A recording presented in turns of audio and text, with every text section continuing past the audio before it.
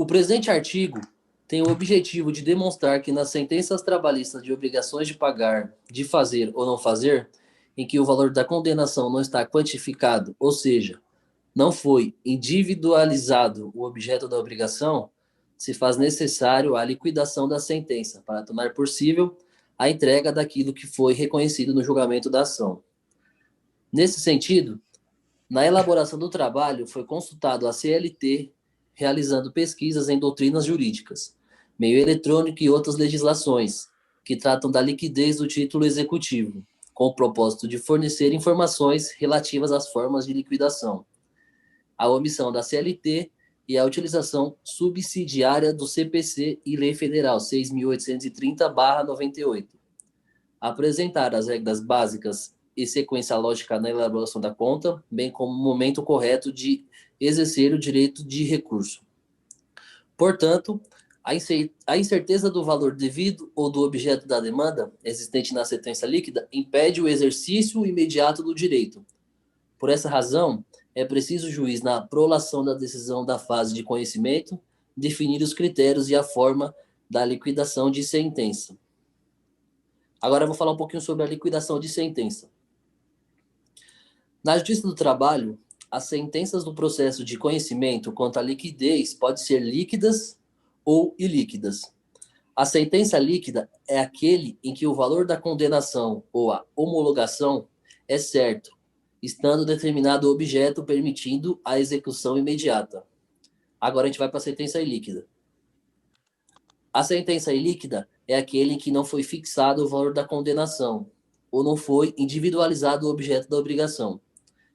Assim, quando a sentença for ilíquida, será necessário procedimentos para quantificar, ou seja, tornar claro o objeto da obrigação, estando disciplinado no capítulo 5º, artigo 879 da CLT. Agora eu vou falar um pouquinho sobre a natureza jurídica da liquidação da sentença. Existem alguns posicionamentos diferentes quanto à natureza jurídica da liquidação de sentença, sendo que alguns doutrinadores a definem como incidente processual na ação de conhecimento, ou na ação de execução, e outros definem como ação autônoma, conforme abaixo descrito. Com devido respeito aos entendimentos em sentido contrário, entendemos que a liquidação de sentença apresenta natureza jurídica construtivo-integrativa, pois realmente não se limita a uma mera declaração, constituindo e integrando uma certeza ao objeto da execução. A liquidação constitui, assim, uma fase preparatória de natureza cognitiva, em que a sentença ilíquida passará a ter um valor determinado ou individualizado, a prestação ou objeto a ser executado, por um procedimento previsto em lei, conforme a natureza da obrigação prevista no título executivo. Com a liquidação, o título judicial está apto para ser executado, pois se o título não for líquido, certo e exigível, o processo de execução é nulo. Não tem a liquidação de sentença natureza construtiva, pois não cria, modifica ou extingue determinada relação. Tem natureza declaratória do valor da condenação. A liquidação de sentença é uma fase preparatória da execução de sentença, mas não pertence ao processo de conhecimento. Antes de definir o valor liquidado, não se pode falar em execução. A liquidação de sentença tem natureza incidental declaratória, no sentido de quantificar o valor da obrigação contida na sentença.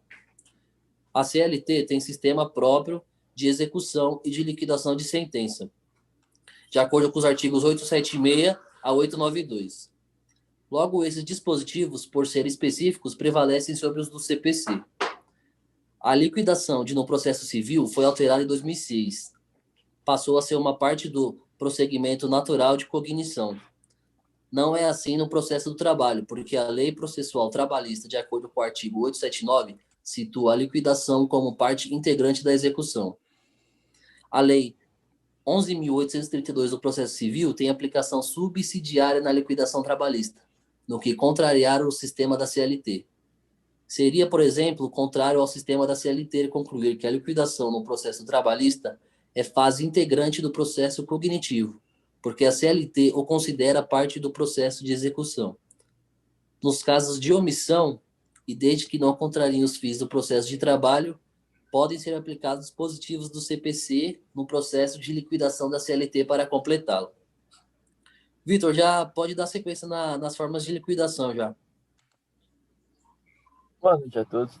Nas formas de liquidação, nos termos dos artigos 876 e 897 da CLT, sendo ilíquida a sentença e com o trânsito em julgamento de decisões, o magistrado intimará as partes para apresentar o cálculo da liquidação, inclusive a contribuição previdenciária e a liquidação previdenciária incide. Na liquidação, as partes não podem modificar a sentença, sendo a ampliar o título executivo judicial, o que importa em excesso ou execução. Não é possível ainda discutir o mérito da ação de conhecimento. Desta forma, na elaboração do cálculo, as partes devem surgir rigorosamente o descrito na sentença, atentando para o significado da verba principal. Verba acessória. Verba acessória. Reflexos, base de cálculo, juros e correções monetárias, contribuição previdenciária, imposto de renda retida na fonte, prescrição total ou parcial, e tudo aquilo necessário para a satisfação da obrigação. A liquidação de sentença poderá ser executada provisória, isto é, ainda não há trânsito em julgamento da sentença. Cabe ressaltar que perderá o seu efeito caso a sentença seja modificada ou anulada. Tal execução a realiza em apartados. Temos também a liquidação por cálculos. É a forma de liquidação mais utilizada na Justiça do Trabalho e é utilizada quando todos os elementos necessários para a determinação do valor devido já estiverem nos atos, bastando apenas calcular cálculos aritméticos. Cabe ressaltar que este tipo de liquidação é realizado quando não precisa efetuar prova de fato novo, nem afetando perícias. Acrescenta-se que muitos juízes fazem a liquidação por cálculo intimando a parte credora e, posteriormente, a parte devedora, com vista para a apresentação de contrariedades. Há diversas maneiras Há diversas maneiras de elaborar o cálculo, dentre as quais destacamos o que segue. Diante de existência de vários caminhos para a liquidação de cálculo e da pluralidade,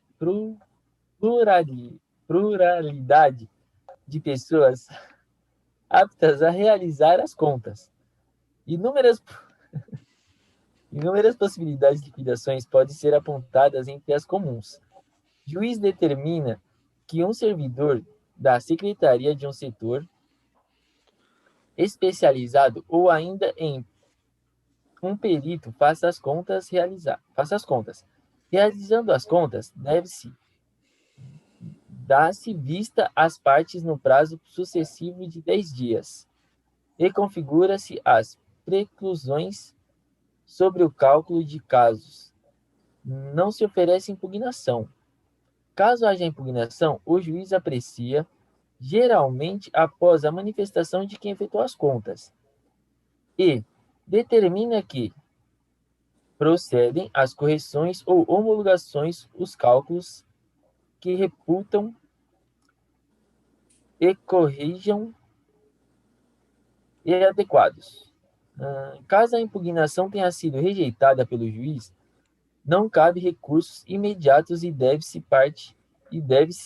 a parte renovar suas alegações no embargos e execuções de impugnações a sentenças ilíquidas, conforme no artigo 884 da CLT. Juiz determina que um servidor da secretaria ou um setor especializado ou ainda um perito faça as contas, realiza as contas homologadas de imediato. e as partes só podem impugná-las no embargo à execução ou impugnação à sentença de liquidação, conforme no artigo 884 da CLT. O juiz determina também que uma das partes, geralmente ou o autor, mas às vezes o próprio réu, apresente seu cálculo após dar-se vista à parte contrária para a eventual impugnação. Homologa-se os cálculos, mas nesse caso tem prevalecido o atendimento de que não ocorre a preclusão. Se houver a impugnação, o juiz aprecia e pode determinar retificação ou até mesmo designar um calculista para realizar novas contas. Caso se convença de que os dois cálculos apresentados mostram-se corretos, o juiz pode, desde logo, homologá-las e a parte inconformada deve utilizar os meios previstos no artigo 884 da CLT para impugnar a conta. O juiz determina uma das partes, geralmente o autor, mas às vezes o próprio réu, apresentar-te seus cálculos. Oferecendo os cálculos, o juiz imediatamente homologa e, caso queira, a parte contrária deve-se impugnar na forma no artigo 884 da CLT. E assim o Richard vai dar continuidade. Liquidação por arbitramento. Esta forma de liquidação consiste na realização de exame ou vistoria pericial para a quantificação do valor do objeto devido. O processo do trabalho é a omissão no tocante ao procedimento na liquidação por arbitramento, devendo-se, nos termos do artigo 769 da CLT, utilizar subsidiariamente os artigos 475-C e 475-D do Código de Processo Civil. Liquidação por artigo. Será utilizada quando existir a necessidade de provas de fato novo, para a quantificação do valor ou objeto devido. O processo do trabalho também é omisso nesta forma liquidação, devendo-se, nos termos dos artigos 769 da CLT, utilizar subsidiariamente o artigo 475-E e 475-F do Código de Processo Civil. Elaboração de cálculos. A complexibilidade de muitos cálculos de liquidação faz com que, muitas vezes, o calculista apresente valores extremamente diversos daquilo que foi determinado na sentença, sendo esse fato decorrente da falta de conhecimento jurídico ou falta de técnica na elaboração do cálculo. A doutrina entende que há diversas maneiras de elaborar os cálculos. Como o caminho abaixo exposto, é possível, contudo, indicar um caminho, ainda que genérico, para a adoção de certa sequência lógica na elaboração dos cálculos, com a finalidade de evitar erros e de simplificar as contas, apontam-se regras básicas. Assim, os calculistas deverá, na maioria dos casos, efetuar sua análise na seguinte sequência. A. Primeiramente, verificar qual o período de trabalho admitido como verdadeiro na sentença. Esse período pode ter sido admitido implícita ou explicitamente na decisão. B. Depois ser verificada eventual prescrição reconhecida na sentença e analisados os seus efeitos nos cálculos. Dessa forma, se delimitará o exato período em relação a qual deverão ser calculadas as parcelas deferidas. C. Em terceiro, ser delimitadas todas as parcelas deferidas nas sentenças de primeiro grau, inclusive as verbas reflexas. D. Em seguida, verificar quais foram as alterações produzidas pelo TRT, em grau de recursos em relação às parcelas indicadas nas alíneas precedentes. Algumas parcelas podem ter sido acrescidas e outras podem ter sido suprimidas, e até mesmo as matérias ao tempo, período de trabalho e prescrição, ou a critério de cálculos divisores adicionais, etc. Podem ter sido alteradas. E o passo seguinte terá a verificar se a eventual decisão do TST impôs modificações na parcela de condenação. Será possível, então, na maior parte dos casos, saber qual o período abrangido pelos cálculos e quais parcelas foram deferidas. Por fim, cabe ao calculista verificar quais são os demais elementos que, embora imprescindíveis para a elaboração dos cálculos, não tenham sido indicados em nenhum grau de jurisdição. Caso existam tais elementos, deve-se verificar qual é o entendimento do juiz da execução, pois será ele quem apreciará as contas e julgará os eventuais embargos. Como exemplos dessa hipótese, pode ser mencionada a época própria para a atualização monetária do débito, matéria acerca de qual grande parte das sentenças não se manifesta. Vou passar para o Renivan falar um pouco de impugnação. Impugnação da conta liquidada e da sentença de liquidação. A sentença homologatória dos cálculos de liquidação é uma decisão interlocutória. Assim, não cabe recurso. A partir poderá impugnar os cálculos da liquidação, conforme dispõe o artigo 2 do artigo 879 da CLT. Sendo este o primeiro momento, pois elaborado a conta, o juiz poderá abrir prazo de 10 dias para a impugnação fundamentada. No segundo momento, havendo a homologação dos cálculos e não concordando nos termos do artigo 884 da CLT, o executado garantido a penhora poderá manifestar seu inconformismo através do embargo à execução no prazo de 5 dias e o credor poderá impugnar a sentença no mesmo prazo.